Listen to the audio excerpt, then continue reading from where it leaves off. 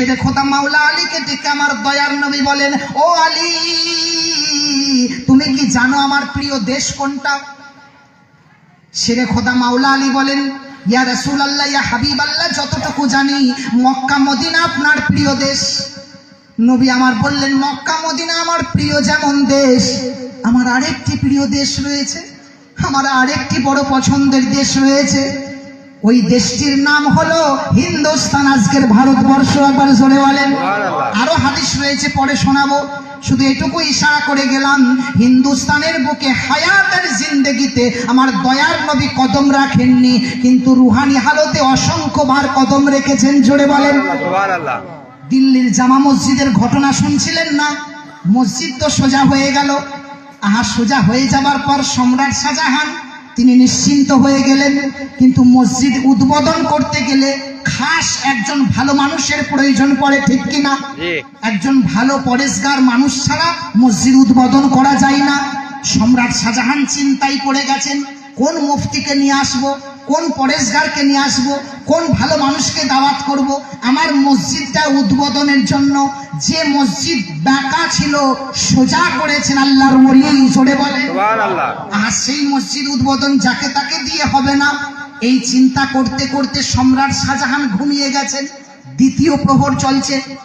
দ্বিতীয় প্রহরে সম্রাট শাহজাহান স্বপ্নে দেখতে পান দয়ার নবী দোজাহানের বাদশা নূরে মুজাসসাম রাসূল আকরাম ওই দিল্লির জামা মসজিদে তাশরীফ এনেছেন। একবার জোরে বলেন সুবহানাল্লাহ। আমি কোনো গল্প শোনাচ্ছি না আপনাদেরকে, সরাসরি প্রমাণ দেব।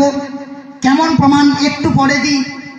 সম্রাট শাহজাহান দেখতে পেলেন দয়ার নবী মুস্তাফা হাজির, এসে উজু করছেন। কোথায়? দিল্লির জামা মসজিদ। যদি কেউ গিয়ে থাকেন দেখবেন ওই যে বড় চাতালটা রয়েছে সামনে, বিশাল বড় চাতালটা, তার মাঝখানে উজুখানা রয়েছে। দেখবেন চৌবাচ্চার নাই, চারিদিকে বাঁধানো রয়েছে। ওটাই হলো উজুখানা, যেটা সম্রাট শাহজাহান করে দিয়েছিলেন। ওই উজুখানাতে আমার দয়ার নবী মুস্তাফা উজু ফরমাচ্ছেন। উজু করা হয়ে গেছে। আমার দয়ার নবীকে যে জায়গাটাতে সম্রাট শাহজাহান স্বপ্নে দেখলেন, ঘুমটা আচমকা ভেঙে গেল। উঠে গেলেন। দ্বিতীয় প্রহর। আশ্চর্য হয়ে গেছেন, নূর নবী আমার মসজিদে এসে হাজির। তিনি তাড়াতাড়ি ছুটলেন, দিল্লির জামা মসজিদের গেট খুললেন। কেউ কোথাও নাই, নিঝুম রাত্রি। ওই মসজিদের ভিতরে সম্রাট শাহজাহান একাই প্রবেশ করেছেন।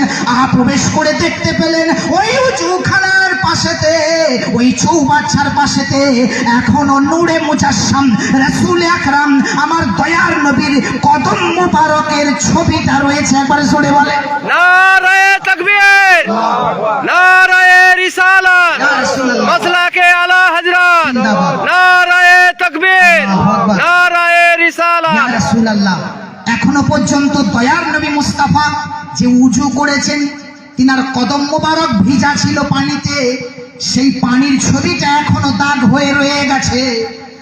সম্রাট শাহজাহান অঝরে